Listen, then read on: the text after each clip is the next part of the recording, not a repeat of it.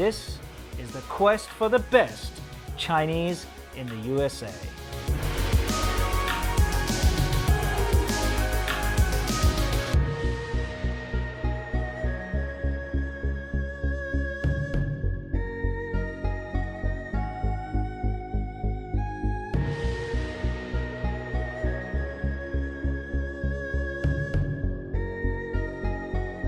Lovely weather we're experiencing today, C-milk. It's not supposed to be like this in Newport Beach, California. You know when you see all like the like TV shows that are filmed here, and you hear about Newport Beach, you know, it's where all the celebs live, and they don't want to live in the hustle and bustle of LA and Hollywood and stuff. And we come here, and it's not sunny like on all the TV shows. Yeah, it's still nice though. I'm really liking it. Certainly has a different vibe from where we started, that's for sure. Absolutely. But with all the Rolls Royces and nice cars around, basically all these jewelry shops, seems a little bit out of place for your average mom and pop Chinese restaurant. But that's apparently where we're going today. This guy Wing Lam, Wing Lam is the CEO of this really, really big fish taco company, and he has all kinds of. Hang on a second, fish tacos. Fish tacos, Mexican style, right? The thing that's really special about him for us is not the fish tacos. Of course, like what does that have to do with Chinese food? Absolutely nothing. Okay, all right. And what we're going to do today is break all the rules of this entire series. Okay. And go find out who and why they invented Chinese American cuisine. So we're going to see the grandfather, the granddaddy, the birthplace, and kind of the forefathers of Chinese American food, the stuff that you find at every place in America. So you're talking about like sweet and sour shrimp prawn balls, walnut chicken, the beef with broccoli, General Tso's chicken, lo mein, Chow Mein, right? Okay. Apparently this story goes way, way, way back. And Wing's father and his relatives were the ones that came here and started this whole craze. And that's why in your little town in Alabama has Chinese American food. Okay, well, I mean, that sounds really interesting to me. I'm interested in their story. Yeah, so I think we're almost there. Yeah. Let's find a parking spot. Looks kind of difficult to park around here. Yeah, it does.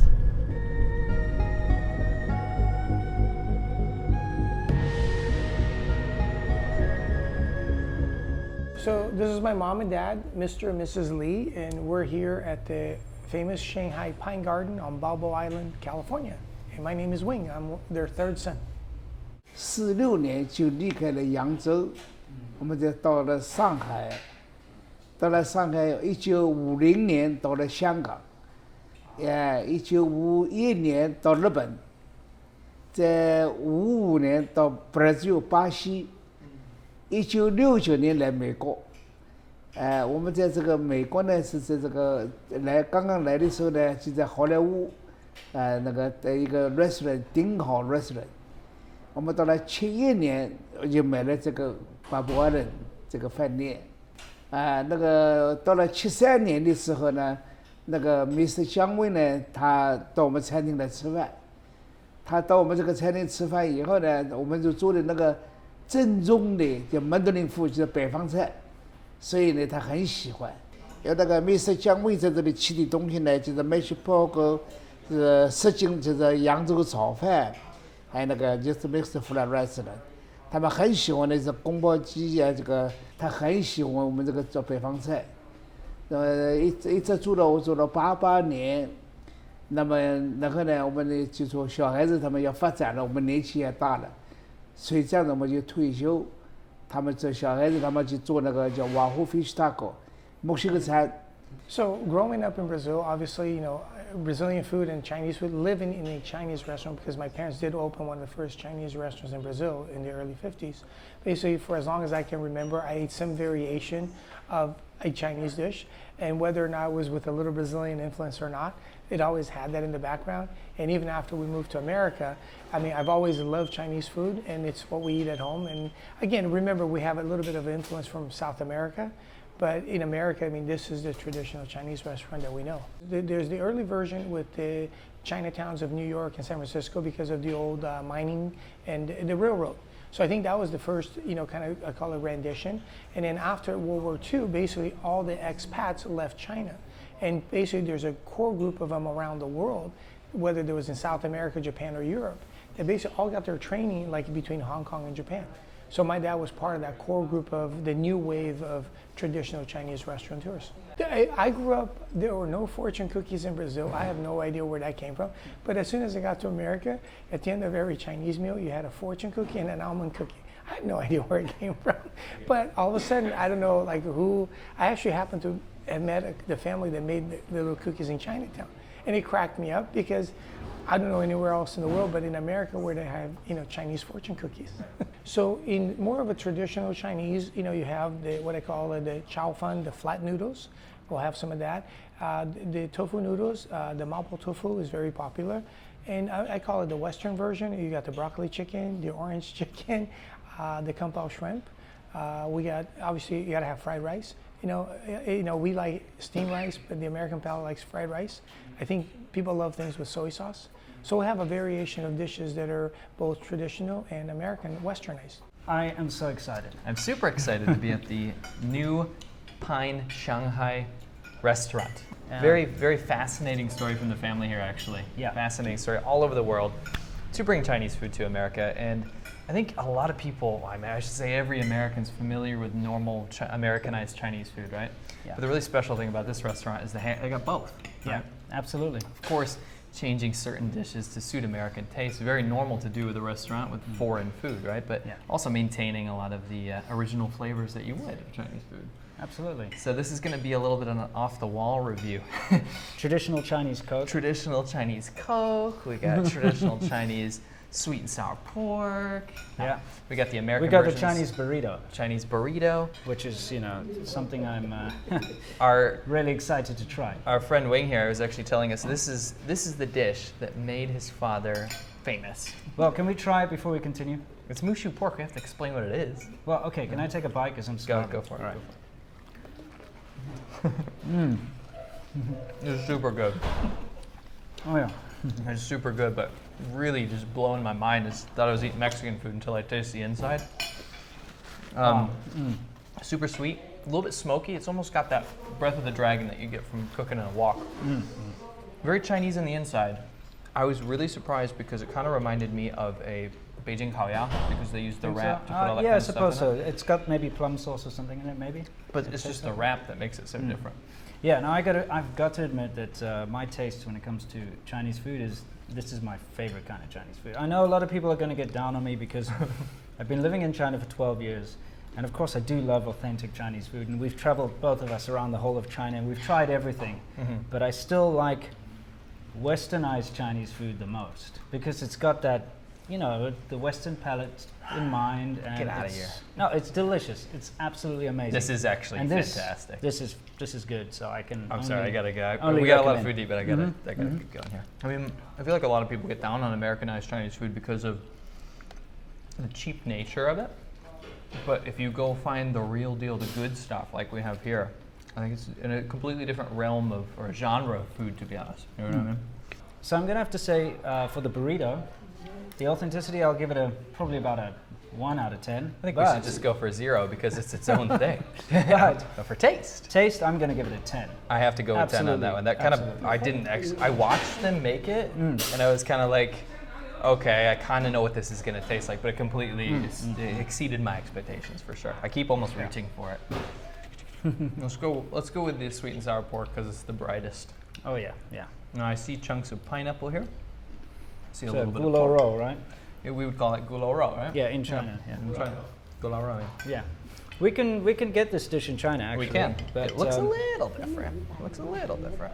yeah. Usually when we find it, I find them in the Hong Kong style canteens and stuff. Sure. That's where I get them a lot. So, Sure. It smells a little bit sour, a little bit sweet, kind of fruity like pineapple. yeah, you go for it.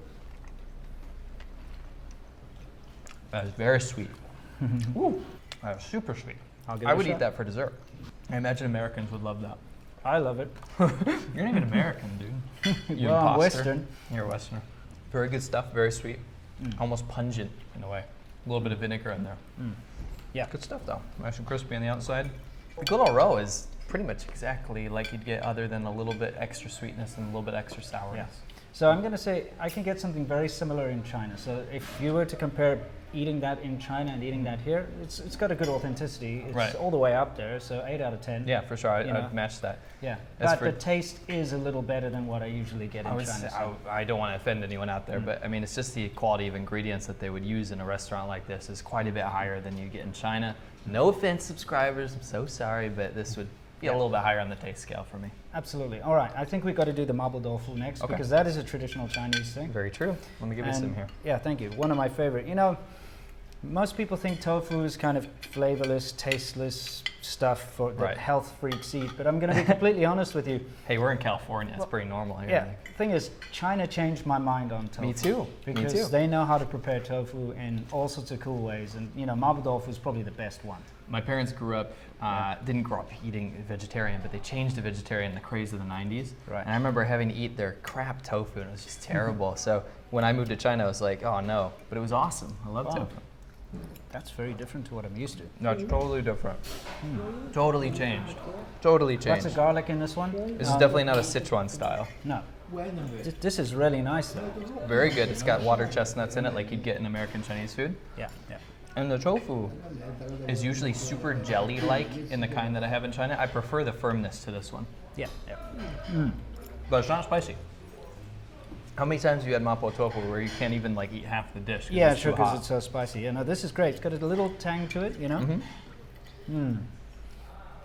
How about you give the authenticity rating on this one? I mean, I can only give an authenticity rating compared to Sichuan style mapo tofu. Right. Nothing like that. Sure. I mean, I'd say maybe a 2 just because it has tofu in it. Taste, I prefer this. I don't particularly like the mala, like numbing spice that they use in it, so this is much better for me. So the taste for me would be like an 8 in comparison. Maybe a mapo tofu in China I would give like a 4 or 5. Well, you know me, I don't ever go for the most authentic dishes. I'll just go to wherever and just order it. And if, you know, when my wife complains that there aren't enough vegetables on the table, I'll just order tofu because it's kind of a bean, so it's kind of a vegetable. You're not tricking anyone though. She totally doesn't count it like that. No, she doesn't. Anyway, the thing is, so I have mapo tofu a lot. Right. And I've had a lot of restaurants, been to a lot of restaurants where it tastes kind of similar, but not exactly the same. Okay. Authenticity rating, I'm going to give it a 6 or a 7. Okay. Somewhere around there. But compared to what you've had, yeah. The taste is definitely an 8. Yeah. Absolutely, can recommend. What do you get? Really yummy. Really yummy. Now, C-milk, you know, whenever you get together with foreigners in China, we go to a Chinese restaurant. If they have gong bao ji ding on the menu, which is kung pao chicken, it's always ordered. We always have. That is the Laowhy dish. It is the Laowhy I'm a dish. bit of a hipster when it comes to going out to dinner in China because I will never order that because all the foreigners have to ruin the name of it for us. Yeah. Everyone. You go into a Chinese restaurant in Beijing or Shanghai or Shenzhen, the waiter will come up to you and be like, oh, Laowhy, 肯定要宫保鸡丁. Yeah. And I'm like, yes, please. He's like, give me 2 or 3 of those, please. Yeah, You're ruining it for us, man. Well, sorry, you know, that's just the way it is. So let's give it a shot. How about you grab the first? Sure. You be the first to try. Okay, let's get in this. You know what? We're in America. Why am I using chopsticks? I gotta morph a little bit here. Yeah. Wait, see, that's where we differ because I'll be traditional. Okay. Not what I expected at all. No, absolutely. You know what I get often in gongbao jiding or kung pao chicken in China? Those little tiny cubes of really, really dry chicken breast almost, whereas this is very, very soft. I like it. And usually when I have it, there's quite a lot of spice. This is very mild. We've both had Sichuan style, right, where it's kind of, actually, I'm seeing one right here. Yep, go ahead. This little chili right here. Yeah, usually they're everywhere. The majority of the dish. And there's lots of peanuts. And it's kind of like a treat if you get a peanut or a piece of chicken, right? Yeah, it's good. It's good stuff. Authenticity, this is probably going to be about, for me anyway, about a 4.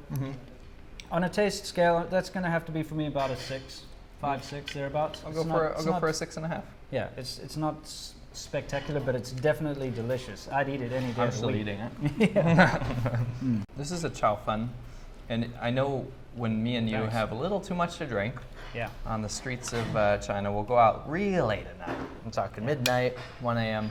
Yeah. and we'll be like, what is there? And you see these great big woks and these flames at night, and you're like, you know what? That's the only thing I want right now. Yeah. We do this way too often. It's awesome. That place right near your house, we always Yeah. go sit there. We call it crack noodles, and the Because reason why we call it crack keep noodles coming is back. always coming back. Yeah. So And this reminds me of that. It Yeah. kind of looks identical. let's try it out. Okay. Yeah. Oh yeah. You know what? It is almost identical. I could If say. you gave me a blind taste test, Yeah. the only way I could differentiate them is number one, if I was sober, which I am now.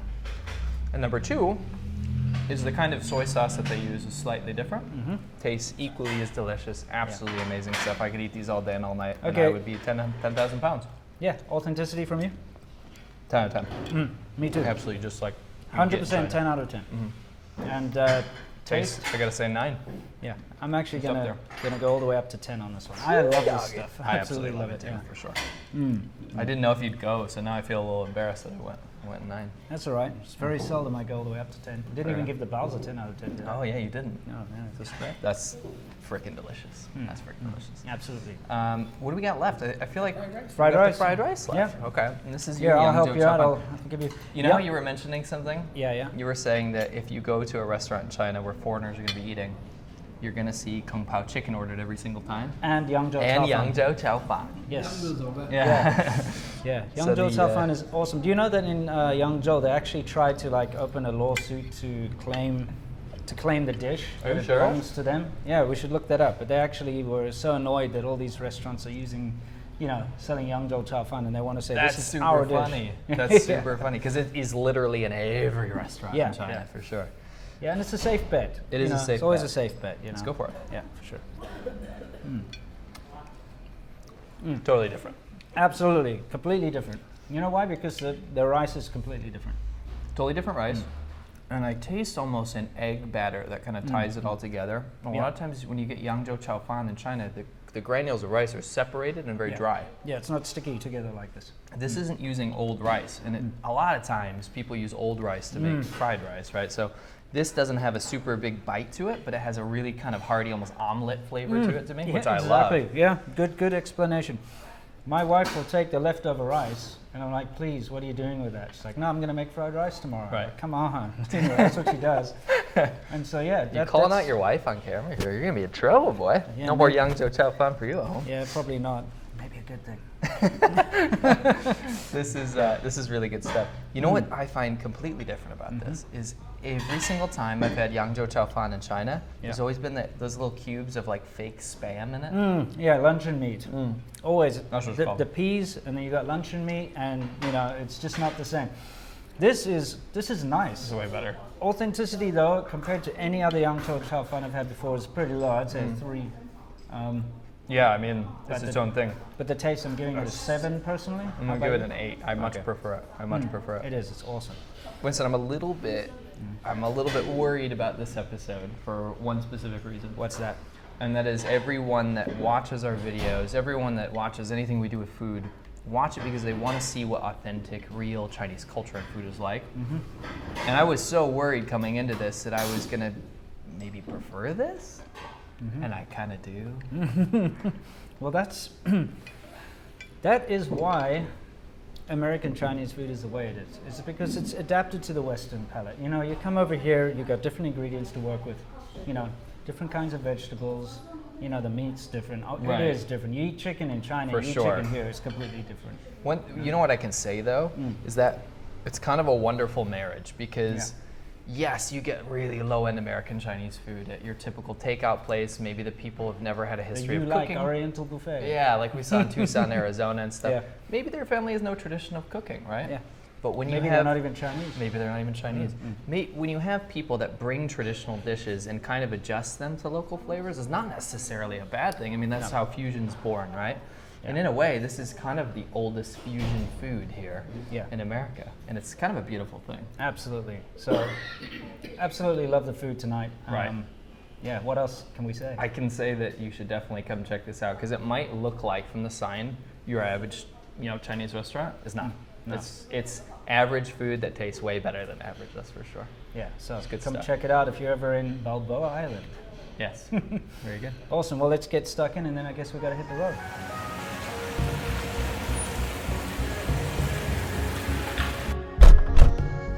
Well, that was completely different to what I expected. I expected it to be the most average Chinese American restaurant you've ever Spring had. rolls, Spring sweet and sour rolls, pork and stuff. sweet and sour pork, your average stuff. And we did have average dishes there, for yeah. sure. I'm absolutely blown away. Me too. I'm absolutely blown away. That was freaking delicious. Yeah, I loved it. So far, one of my favorites. Absolutely one of my favorites. And again, I just don't want to piss anyone off with that, but gosh darn it, that was really yummy. Yeah, it was. Those burritos, man. I know. I don't even want to eat Mexican food after that. It's so That's good. a better way to do it. Oh yeah, I mean it's literally offense. Chinese food in a burrito. Like it's so weird. I've never thought of that. No, What's next? Sushi in a burrito? that sounds awful. That sounds Probably. raw fish in a burrito. I'd try that. That's actually going to make me throw up. I'm too full right now. Anyway, to top it all off, we had a fortune cookie, which was a perfect end to that meal. What did yours say? Mine said that keep your plans secret.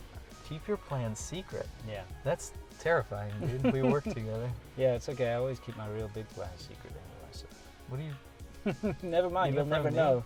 Dude, that actually legit, like off camera, that makes me legitimately nervous. Anyway, mine said that I am sociable and entertaining.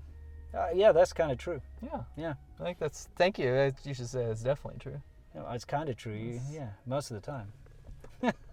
You go in there and you meet this really genuine family with an absolutely amazing story. Yeah. With really cool characters. Wing was such a cool dude. Yeah. His dad, really funny character. You could you could recognize him anywhere. You know Yeah, what I mean? absolutely. Yeah, it's Really, pretty awesome. really cool stuff. So I was super happy and really lucky to meet these guys. Well, what say we head off? We got a big day tomorrow. We sure do. And with that, we'll see you tomorrow. Yeah, we will. Next time on Quest for the Best Chinese in the USA. We search Southern California for the best Chinese barbecue we can find, with some good and bad surprises. If you like the show, be a part of it and buy one of the shirts. Subscribers, how's it going, man? Good. Cool. Very good. Can you guys do me a favor? Can you tell everyone out there to stay awesome? Stay awesome.